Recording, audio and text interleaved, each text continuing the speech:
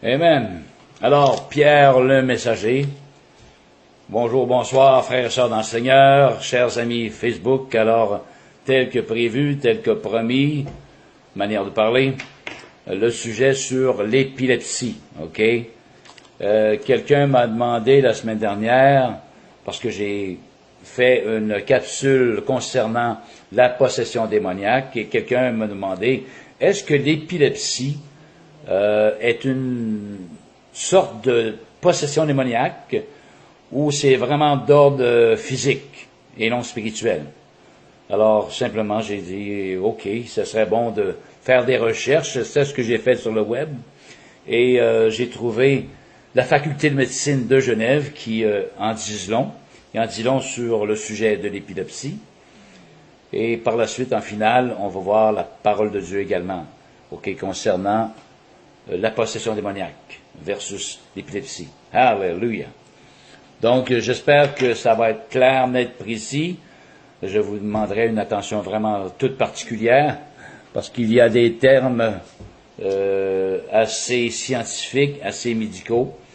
Alors, je vais faire de mon mieux pour bien exposer et que vous puissiez me suivre là où je vais, OK, que vous puissiez comprendre quand même assez aisément.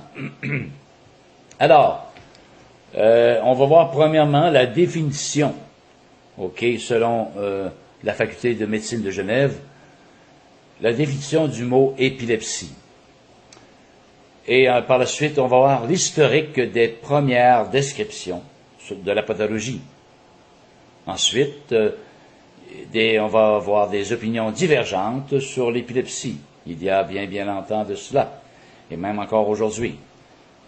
Et suite à cela, bien entendu, il est sorti deux écoles de pensée. Alléluia. Et encore, on va voir aussi des causes responsables de l'apparition de la pathologie et aussi différents facteurs déclencheurs, alléluia, de crise. Et un petit peu plus loin, on va voir la classification de ces crises. Amen, alléluia. Donc, voilà. Amen. C'est parti. Alors, la définition du mot épilepsie. Du latin epilepsia, qui dérive du grec epilambanein, signifiant saisir, attaquer par surprise, ou possession, dont le peuple attribuait les crises aux démons. L'épilepsie est apparue dans la langue française en 1503. OK? Alors, c'est la définition du mot épilepsie, ce qui veut dire saisir, attaquer par surprise ou possession. OK? Mais les peuples, dans ce moment-là, attribuaient les crises aux démons. L'épilepsie est apparue dans la langue française en 1503. Voilà. Alors, voilà pour la définition du mot épilepsie. Maintenant, on va voir l'historique des premières descriptions de la pathologie, pardon. Les premières descriptions de la pathologie remontent cependant à fort longtemps. En premier, grâce à la médecine indienne, qui parlait déjà d'épilepsie entre 4500 et 1500 ans avant Jésus-Christ.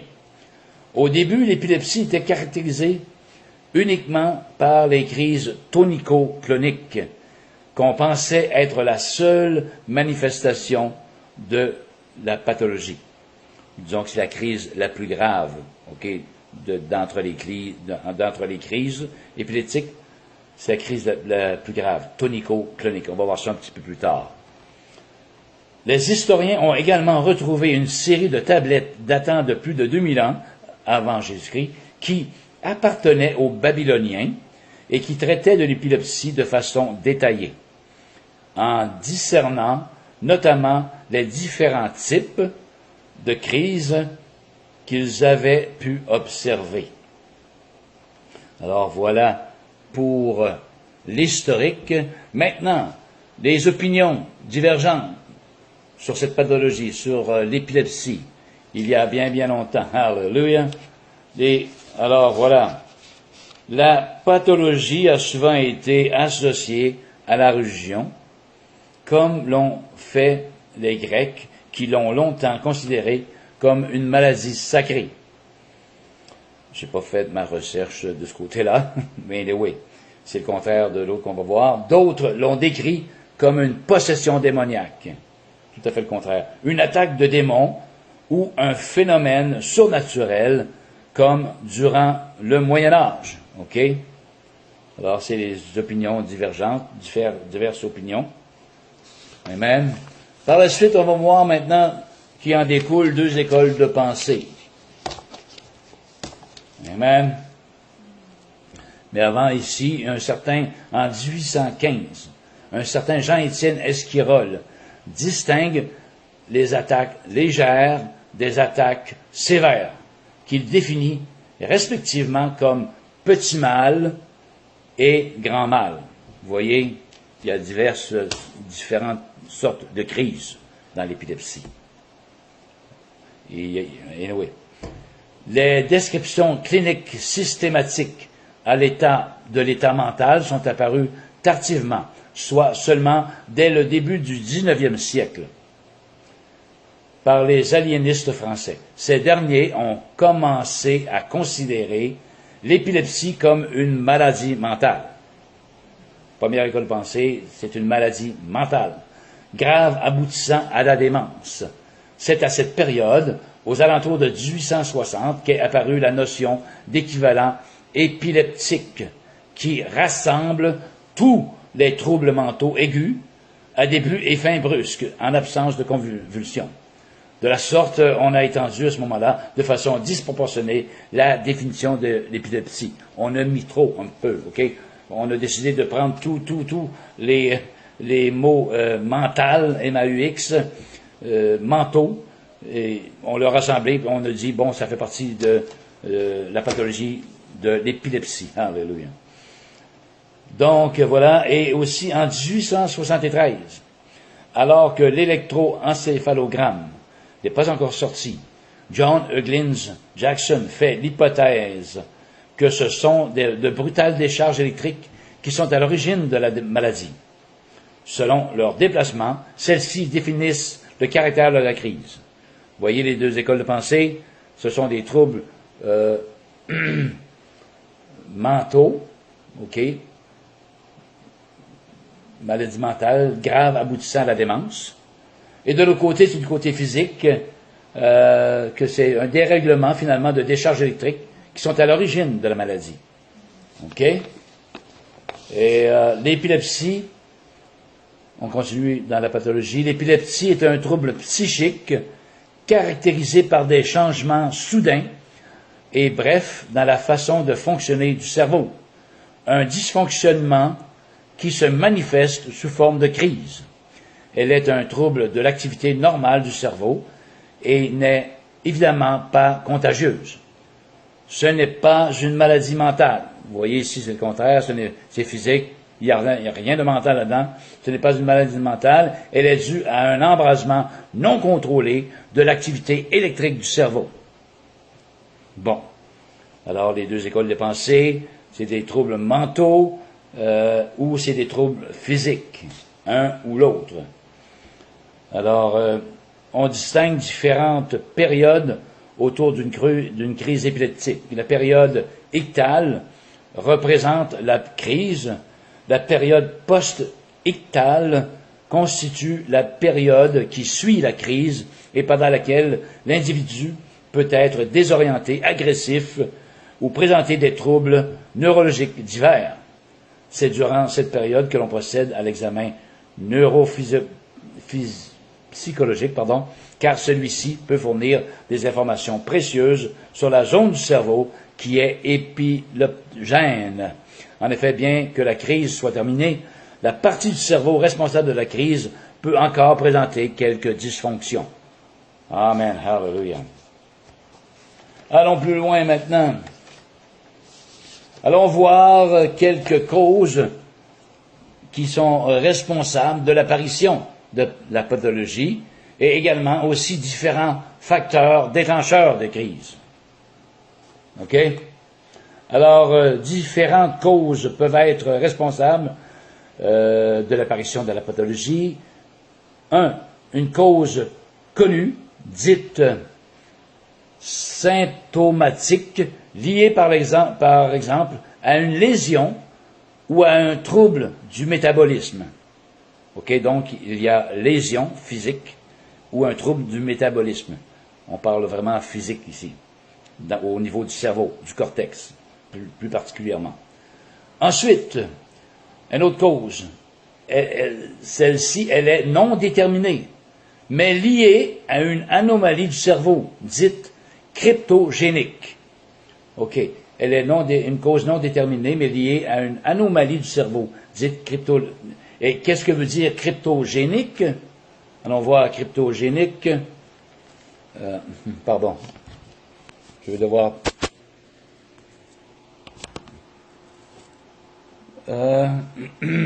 cryptogénique. En médecine, qualifie une épilepsie dont on ne connaît pas l'étiologie, mais qu'on suspecte d'origine lésionnelle, sans pour autant pouvoir objectiver la lésion par la neuroimagerie. Alors, il y a des doutes qui planent, OK? On qualifie une épilepsie dont on ne connaît pas l'étiologie, mais qu'on suspecte être d'origine lésionnelle. Donc, une lésion au cerveau, au cortex, on soupçonne ça, sans pour autant pouvoir objectiver la lésion par une neuroimagerie. Même si on fait un test par la neuroimagerie, on ne peut même pas détecter. Alors, c'est ce qu'on appelle cryptogénique. Donc, cette cause-là, encore là, est ambivalente, est pas sûre.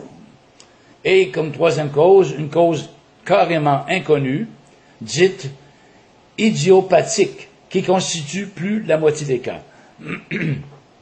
Idiopathique. Alors, que veut dire idiopathique? Désigne un symptôme ou une maladie présentant une origine inconnue.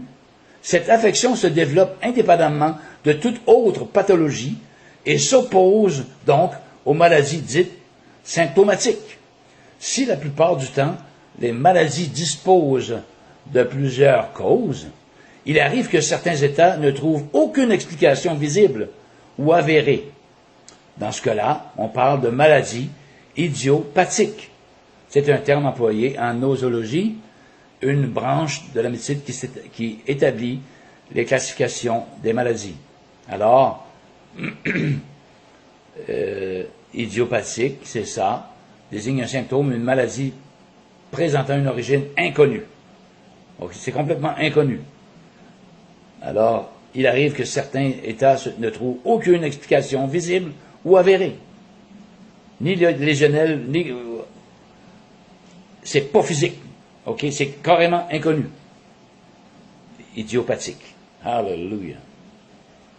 Je continue ici.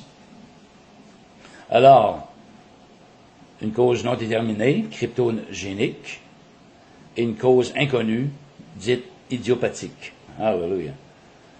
Parmi les causes déterminées les plus fréquentes sont des causes déterminées, OK? Sont les tumeurs, un AVC, trauma de tout type, plus la lésion est grave, plus le risque de développement de l'épilepsie est grand.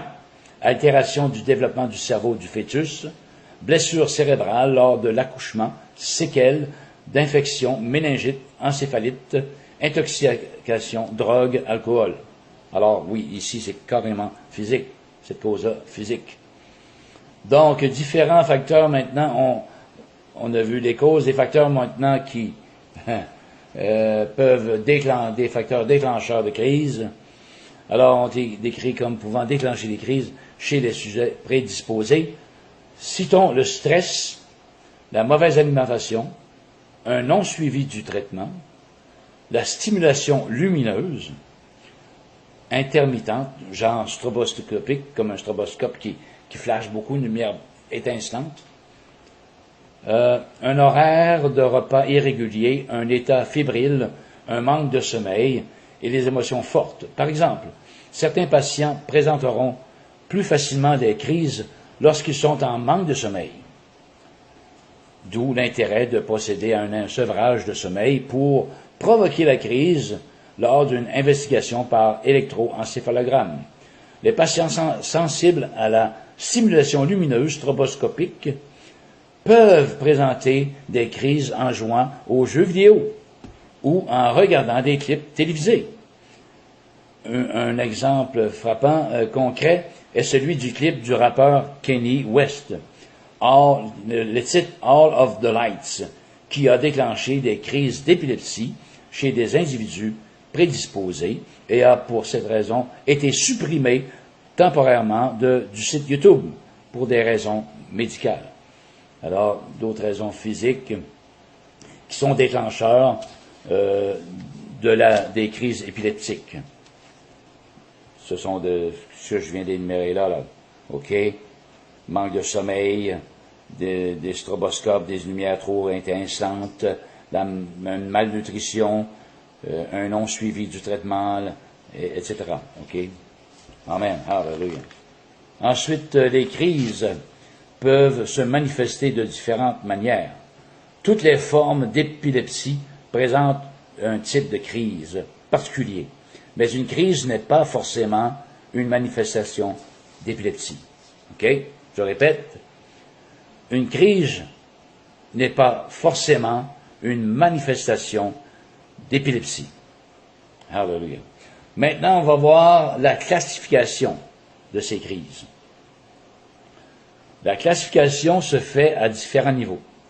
La distinction fondamentale se fait entre crise partielle et crise généralisée. Crise partielle et crise généralisée. Dans le cas d'une crise partielle, un foyer de neurones s'active de manière non contrôlée et selon la zone qu'il touche, on peut observer différentes manifestations. Par exemple, un trouble sensitif, sensoriel ou moteur, mais la crise est restreinte à une certaine surface corticale, du cortex. Lors d'une crise généralisée, cependant, ce sont les neurones cérébraux qui déchargent de façon incontrôlée. Cependant, une crise partielle peut se propager et devenir généralisée. On parle alors de crise partielle secondairement généralisée. OK? Vous m'avez bien suivi, j'espère? Alors, je répète, la classification se fait à des niveaux différents. La distinction fondamentale se fait entre crise partielle et crise généralisée.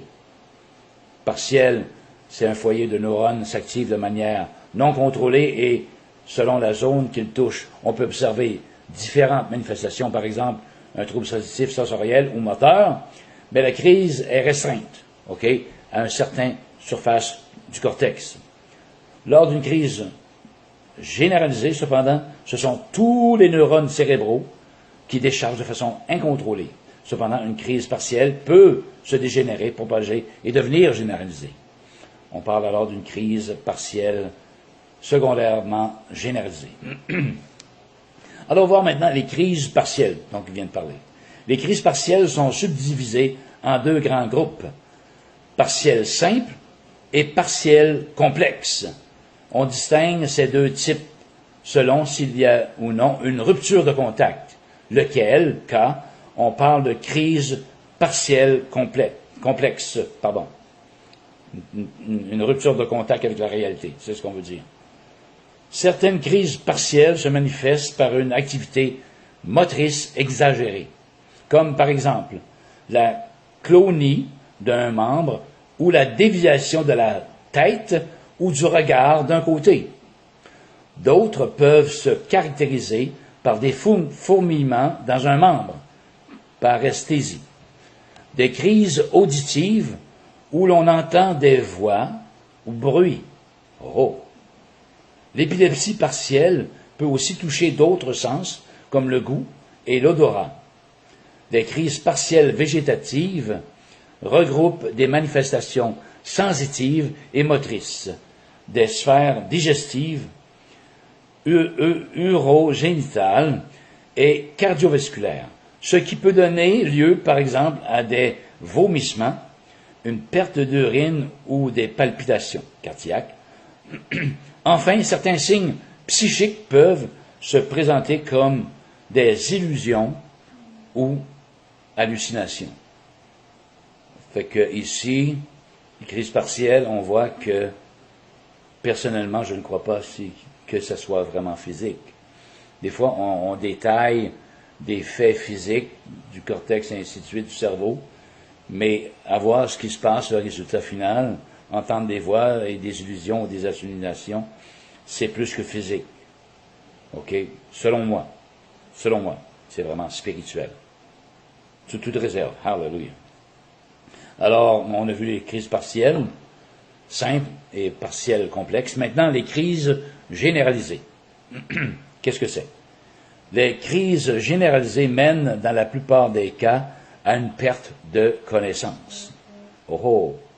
Elles peuvent se manifester de différentes façons. Les moins impressionnantes et qui passent parfois inaperçues chez l'enfant sont les crises d'absence. Celles-ci se caractérisent par la suspension de la conscience pendant une période de temps variable, généralement comprise entre 5 et 30 secondes. L'enfant n'est plus là. On parle d'enfant ici, parce que c'est fréquent chez l'enfant. L'enfant n'est plus là. Et comme on dit, il est vraiment dans sa bulle, il est parti, là. 5 à 10 secondes. Coupure avec le contact réel. Amen. OK. Maintenant, un autre type de crise est la crise myoclonique, qui se caractérise par une contraction de tous les groupes musculaires, agonistes et antagonistes. Donc, les muscles qui contractent, genre les biceps, et antagonistes, c'est les muscles contraires aux biceps qui s'étirent. Contractent, s'étirent. Agonistes et antagonistes. OK? J'ai appris ça en massothérapie. Voilà. En anatomie. Bon. Alors, les crises cloniques se manifestent par des convulsions et une omnubilation post-ictale. Les crises toniques sont des crises où l'on présente une contraction musculaire généralisée et soutenue, hypertonie musculaire. Les crises tonico-cloniques ont marqué l'histoire de la pathologie car elles sont très impressionnantes et furent pendant de nombreux siècles la seule forme d'épilepsie décrite. Encore aujourd'hui, lorsqu'on demande à une personne non atteinte ce qu'évoque pour elle l'épilepsie, la description qui s'ensuit s'apparente généralement à celle d'une crise tonico-clonique, la pire de la gang. Il y a tonique, clonique et tonico-clonique, ce qui est la pire crise. Comme son nom l'indique, une telle crise commence par une crise tonique et est suivie par une crise clonique, c'est-à-dire une période de contraction musculaire soutenue et diffuse qui laisse place à des contractions rythmiques de ces mêmes groupes de muscles. Alléluia. Amen. Donc, voici. Vite. OK. Ici.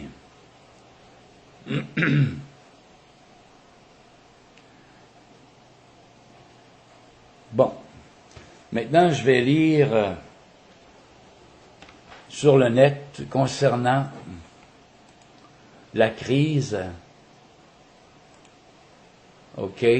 Les trois genres de crise, tonique, clonique et tonico-clonique, le mélange des deux. OK. Ce que ça fait. OK. Quels sont les symptômes, finalement. Alors, les crises tonico-cloniques sont un type d'épilepsie généralisée. Elles sont reconnues depuis très longtemps. Elles sont décrites dans les hiéroglyphes égyptiens qui datent de 1600 ans avant Jésus-Christ.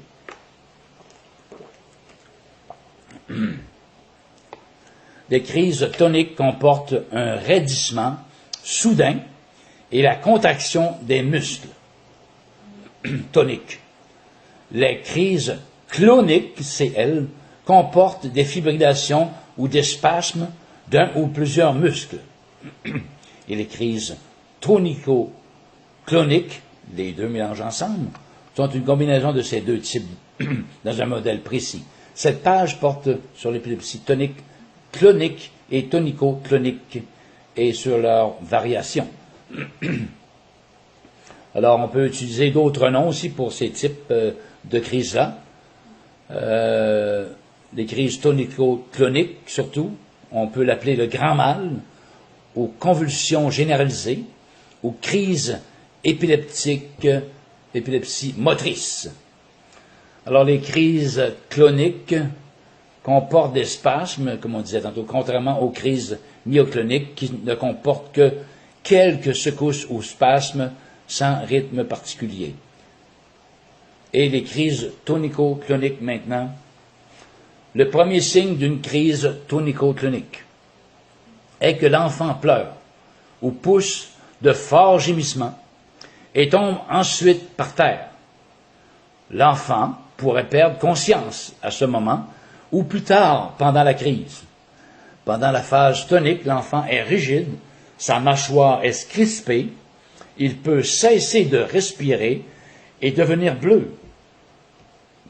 Et de la salive augmente et il pourrait transpirer ou trembler. Pendant la phase clonique de la crise, les bras et les jambes de l'enfant ont des spasmes rapides et rythmés et ses pupilles se contractent et se dilatent. À la fin de cette phase, l'enfant se détend et pourrait perdre le contrôle de ses intestins ou de sa vessie. Après la crise, l'enfant reprend lentement conscience. Il peut sembler somnolent, confus, anxieux, déprimé.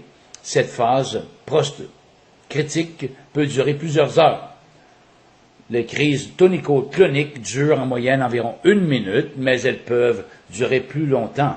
La durée et la gravité de la crise tonico-clonique qui touche les muscles, ainsi que l'importance de la participation autonome, rougeur, transpiration, changement de rythme cardiaque, peuvent varier d'une personne à une autre. Pendant la crise, l'encéphalogramme de l'enfant affiche un modèle généralisé et symétrique. Les détails de l'encéphalogramme peuvent aider à déterminer un syndrome particulier ou à savoir si les crises sont symptomatiques. Des variations de ces types de crises peuvent apparaître. Par exemple, une crise partielle peut devenir une crise généralisée secondaire, ou une crise myoclonique peut devenir une crise tonico-clonique. Lorsque les crises commencent rapidement, il pourrait être difficile de faire la différence entre une crise généralisée au début ou une crise qui devient généralisée par la suite. Les crises tonico-cloniques se produisent rarement au cours des 6 premiers mois de vie d'un bébé, mais les mouvements toniques séparés peuvent être constatés.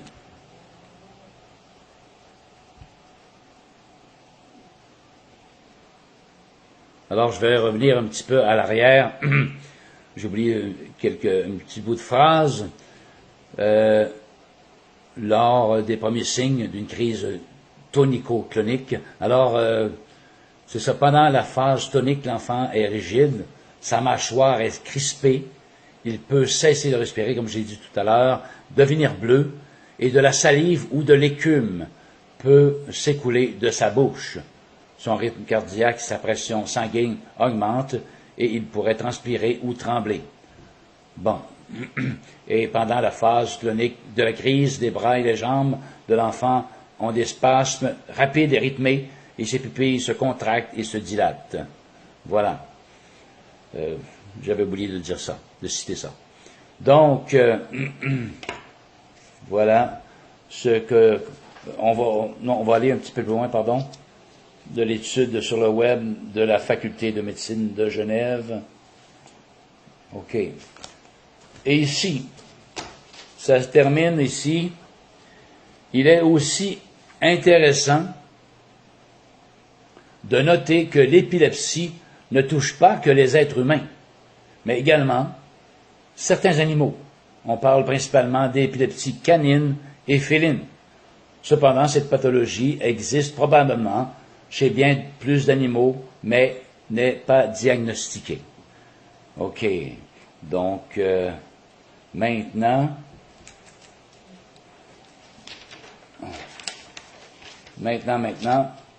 nous allons aller voir la parole de Dieu. Alléluia. Amen, amen, amen, amen. On va comparer l'étude de Faculté de médecine de Genève avec la parole de Dieu. Donc, grosso modo, vous vous souvenez, de toute façon, je vais faire un retour en arrière de ces crises, de différentes sortes de crises et des symptômes qui accompagnent ces crises-là. Alors, nous allons simplement lire Marc 9, 14 à 29. Alléluia. Qui nous parle, bien entendu, ici, d'un enfant possédé d'un démon, muet et sourd. 14. Bon. Dès que la foule vit Jésus, elle fut surprise et accourut pour le saluer. Il leur demanda, sur quoi discutez-vous? Jésus demanda à la foule, sur quoi discutez-vous avec eux, ses disciples, avec la foule? Et un homme de la foule lui répondit, Maître, j'ai amené auprès de toi mon fils qui est possédé d'un esprit muet. En quelque lieu qu'il le saisisse, il le jette par terre, l'enfant écume, grince des dents et devient tout raide. J'ai prié tes disciples de chasser l'esprit et ils n'ont pas pu. Alors Jésus continue, race incrédule, leur dit Jésus, jusqu'à quand serai-je avec vous? Jusqu'à quand vous supporterai-je? Emmenez-le-moi. On le lui emmena, et aussitôt que l'enfant vit Jésus, l'esprit l'agita avec violence. Il tomba par terre et se roulait en écumant. Jésus demanda au Père, combien y a-t-il de temps que cela lui arrive? Depuis son enfance, répondit-il. Et souvent l'Esprit l'a jeté dans le feu et dans l'eau, dans le feu et dans l'eau, pour le faire périr. Mais si tu peux quelque chose, viens à notre secours, aie compassion de nous. Jésus, de continuer, lui dit, si tu peux, tout est possible à celui qui croit. Il dit, si moi je peux, tout est possible à toi qui a la possibilité de croire, à ceux qui lui qui croient. Il rejette ça sur la responsabilité de l'autre et non de lui-même, Jésus. Tout est possible pour lui. La responsabilité est sur toi qui me pose la question, qui veut un miracle dans sa vie. Alors c'est toi, en réalité, qui est la responsable du résultat final. Alléluia. Pour ça, le Père, Jésus lui dit, si tu peux, tout est possible à celui qui croit. Aussitôt, le père de l'enfant s'écria, je crois, viens au secours de mon incrédulité.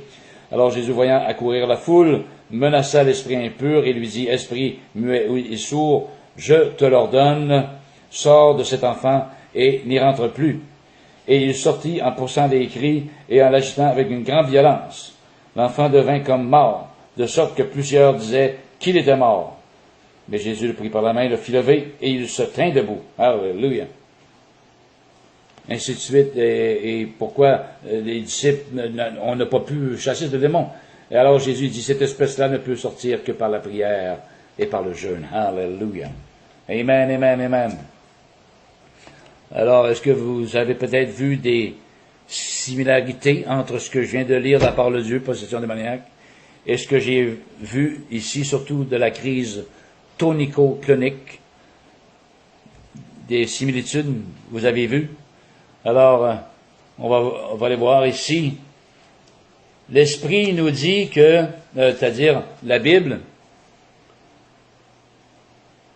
l'Esprit saisit l'enfant. Ah! Et ça nous dit que la définition du mot épilepsie, c'est saisir. attaqué par surprise, possession. Vous voyez? Ensuite, l'esprit le jeta par terre. L'enfant écume, grince les dents et devient tout raide. Alors, on va aller voir les crises toniques, cloniques et tonico-cloniques. Crise tonique comporte un raidissement soudain et la contraction des muscles. Crise clonique comporte des fibrillations ou des spasmes d'un ou plusieurs muscles. Et crise tonico-clonique, premier signe, l'enfant pleure ou pousse de forts gémissements et tombe ensuite par terre. Des fois comme mort ou comme perdant connaissance ou plus tard. Vous voyez, il y a une similitude assez frappante. Moi, je trouve. Hallelujah. C'est assez frappant, merci. Cependant, oui, c'est un cas de possession. Dans ce cas-ci, dans les cas de ces crises-là, de ces crises toniques, cloniques et tonico-cloniques, il n'y a pas de doute, c'est spirituel. C'est des esprits qui saisissent les personnes, qui les jettent par terre, les font écumer, hallelujah, et ainsi de suite. Et à un moment donné, si je lis un petit peu plus loin, dans Luc, c'est le même enfant, là, Luc 9,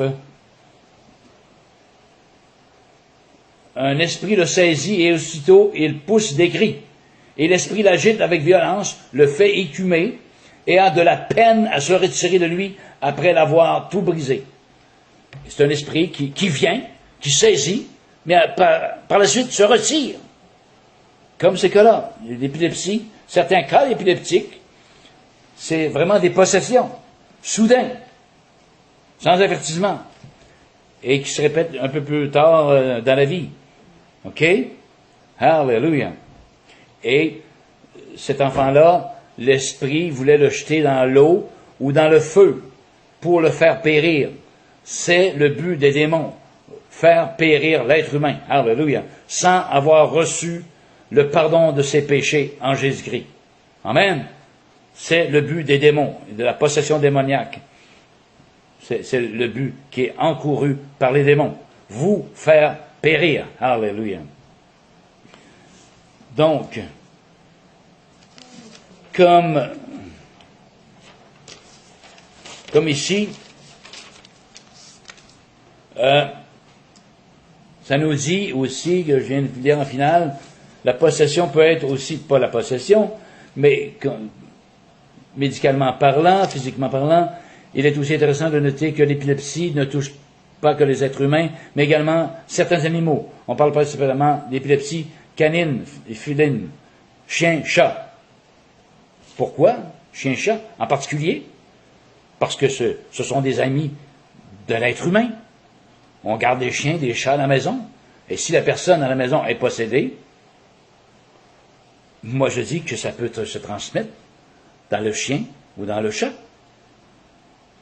Exactement.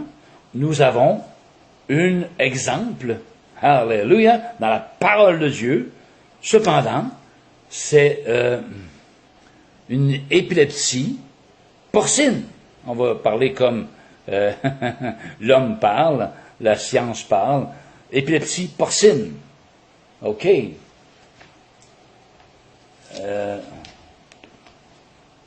Les fameux cochons. Un instant, s'il vous plaît. Ça ne sera pas. Alors oui, on va parler comme le monde parle, comme le monde de la science parle, médicale. Épilepsie porcine, non seulement féline ou canine, mais vraiment porcine. La parole de Dieu nous en parle, mais ça nous parle de possession démoniaque, cependant, et je dis la même chose, possession démoniaque chez les chiens, chez les chats. Épilepsie, en tout cas, je ne crois pas à moi personnellement que ce soit de l'épilepsie. Parce qu'on a un bel exemple ici, porcine, OK, parce qu'il y avait un être humain ici qui était possédé de beaucoup de démons. Légion était son nom. Alléluia. On va lire simplement. dans Matthieu 8, 28. Lorsqu'il fut à l'autre bord, Jésus, dans le pays des Gadaréniens, 2 démoniaques sortant des sépulcres vinrent au-devant de lui. Ils étaient si furieux que personne n'osait passer par là. Et voici, ils s'écrièrent, qu'y a-t-il entre nous et toi, Fils de Dieu, es-tu venu ici pour nous tourmenter avant le temps? Il y avait non loin d'eux, un grand troupeau de pourceaux qui paissaient, mangeaient de l'herbe. Les démons priaient Jésus, disant, si tu nous chasses, envoie-nous dans ce troupeau de pourceaux ou de porcs qui est en train de manger de l'herbe, quoi que ce soit. Alors Jésus leur dit, allez. Donc les démons sortirent de l'être humain, de cet homme, de ces hommes, entrèrent dans les pourceaux. Et voici tout le troupeau de porcs se précipita des pentes escarpées dans la mer, et ils périrent dans les eaux. Ceux qui les faisaient paître s'enfuirent et allèrent dans la ville raconter tout ce qui s'était passé et ce qui était arrivé aux démoniaques. Alors toute la ville sortit à la rencontre de Jésus. Et dès qu'ils le virent, ils le supplièrent de quitter leur territoire. Alors là, c'est un démoniaque dans la parole de Dieu. 2 démoniaques. Et les démons voulaient obéir à Jésus, bien entendu, mais envoie-nous, pas dans les lieux arides, mais envoie-nous dans ces pourceaux. OK, ils ont demandé la permission à Jésus de rentrer dans ces ports. OK, Légion était le nom de ces démons-là. Il y était plusieurs démons. Alors Jésus leur a ordonné, de sortir de ces hommes et d'aller dans ces pourceaux. Et la fin de ces pourceaux, ils se sont jetés dans la mer et périrent dans la mer. Amen. Hallelujah. Donc, pour moi, c'est carrément comme dans la Bible, des chiens, des chats. J'ai déjà entendu et j'ai déjà vu également un chien que des mauvais esprits étaient entrés en lui. Et c'est pas beau à voir. Absolument pas. Donc, je ne crois pas que l'épilepsie soit répandue chez les animaux. Hallelujah. OK, donc, comme conclusion, chers amis, frères et sœurs dans le Seigneur, hallelujah. Comme conclusion, oui, il y a des cas, cependant, strictement physiques. Au niveau du cerveau, du cortex, il y a des dysfonctionnements de l'activité électrique, ce qui peut causer des crises. Mais pas des crises comme on a décrites là, tonique, clonique ou tonico-clonique. C'est trop grave. OK? Il n'y a rien de physique là-dedans, c'est vraiment spirituel, démoniaque. Hallelujah. Mais oui, on peut avoir des cas épileptiques de faible intensité, des crises moindres, qui est causé par un dysfonctionnement de l'activité électrique dans le cerveau, au niveau du cortex.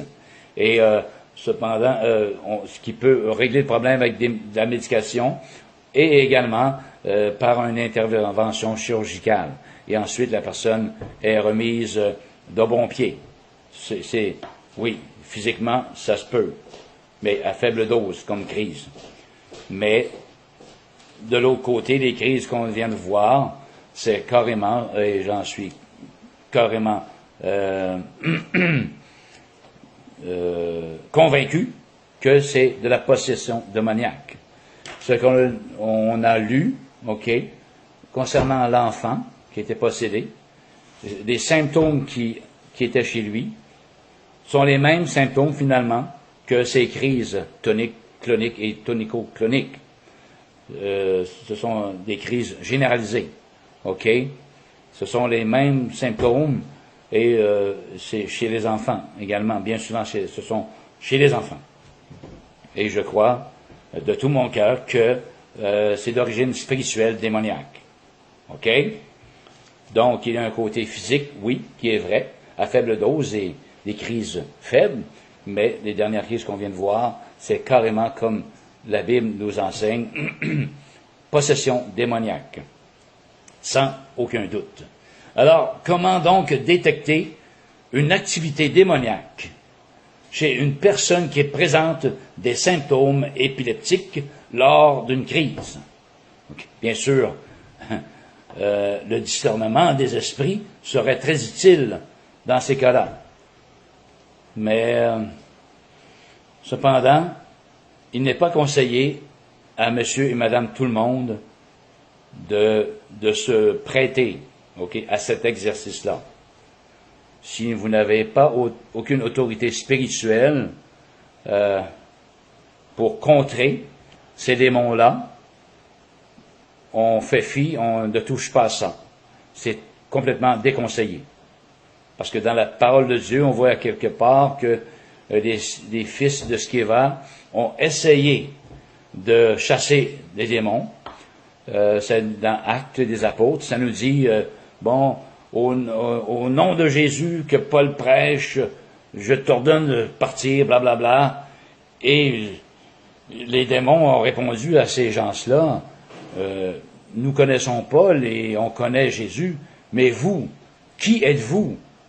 En réalité, il voulait dire, vous n'avez même pas d'autorité pour nous chasser de là.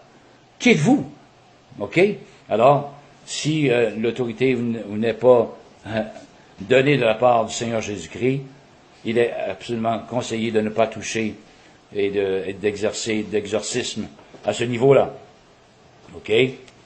Seulement celui ou celle qui croit en Jésus-Christ, car chasser les démons nous est donné à tout croyant. Voici les miracles qui accompagneront ceux qui auront cru. Entre autres, ils chasseront les démons. Ils parleront de nouvelles langues, etc. Si vous êtes né de nouveau, vous êtes converti à Christ, cela est possible. Si vous avez l'autorité. Mais, amen, c'est pas conseillé à tout le monde. Alléluia. Alors, comment détecter?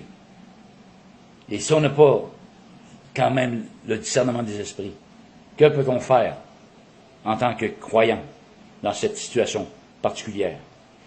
Moi, je dis, on peut tâter le terrain nous-mêmes. Comment?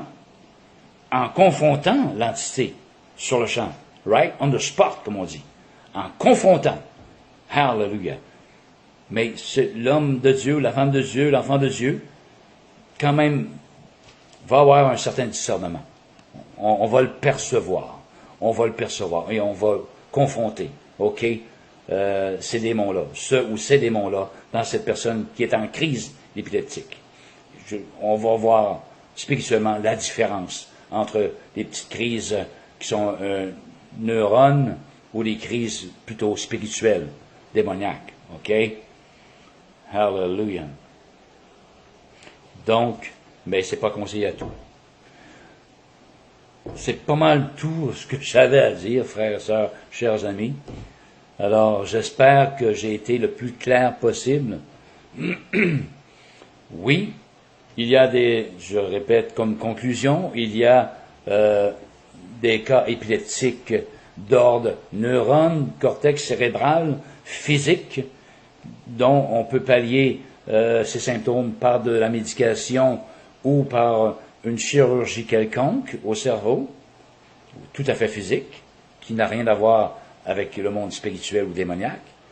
Mais oui, de l'autre côté, il y a d'autres crises beaucoup plus graves, comme on l'a vu, et dont la parole de Dieu nous dit, nous évoque également de cet enfant qui était possédé d'un esprit muet et sourd et qui saisissait l'enfant jetait par terre, devenait tout raide, écumait, tout ce qu'on a vu comme exactement comme on a vu de l'étude sur le web concernant ces genres de crises-là.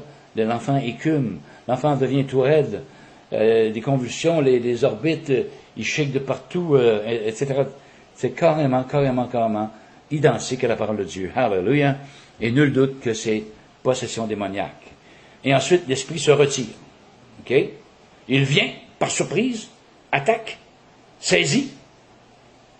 Après l'avoir tout défait, il se retire. L'esprit, comme la Bible dit, a à peine à se retirer de lui lorsqu'il a tout brisé. Mon enfant. Hallelujah. C'est exactement les mêmes symptômes. Amen. Hallelujah. Donc, simplement une prière pour finaliser le tout. Hallelujah. Père Céleste, on te remercie pour ta parole, Seigneur, en ce qui concerne d'épilepsie? Est-ce une possession démoniaque? Est-ce simplement au niveau physique ou spirituel? Hallelujah! Hallelujah! Donc, j'espère avoir répondu selon que tu m'as donné les capacités de faire des recherches et d'expliquer, hallelujah, du mieux que je pouvais concernant ces choses sur l'épilepsie. L'épilepsie versus possession démoniaque. Qu'il y a une différence entre les deux. Et on se doit de reconnaître. Si, hallelujah, on se trouve devant quelqu'un qui est en crise d'épilepsie, que l'on puisse discerner d'où est la source, hallelujah, et si c'est un enfant de Dieu qui va vers quelqu'un qui est en crise comme ça, et qu'il puisse prendre autorité, hallelujah, sur ces entités au nom de Jésus-Christ de Nazareth, et de libérer cette personne au nom de Jésus-Christ de Nazareth, en chassant, hallelujah, ces esprits impurs, mauvais, qui veulent faire du mal aux personnes, hallelujah, en les jetant, comme nous dit la parole, dans le feu ou dans l'eau. Hallelujah. Amen. Amen. Alors, merci, frères et sœurs, de m'avoir écouté. Merci également à vous, amis Facebook. Et si vous avez des questions, si vous avez de la parenté, des amis qui est aux prises avec des crises épileptiques, faites-le moi savoir. Hallelujah. Amen. Venez discuter avec moi. Venez prier sur ma page Facebook en privé. Il me fera un énorme plaisir de prier avec vous, ou pour des personnes que vous connaissez, qui vous sont chères, qui sont pris avec ces crises épileptiques, dont vous ne savez pas nécessairement la source. Hallelujah. Amen. Ne vous gênez pas. Venez, je suis tout ouvert. Hallelujah. Pierre, le messager, qui vous dit à la prochaine. Dieu vous aime et je vous aime également. Amen.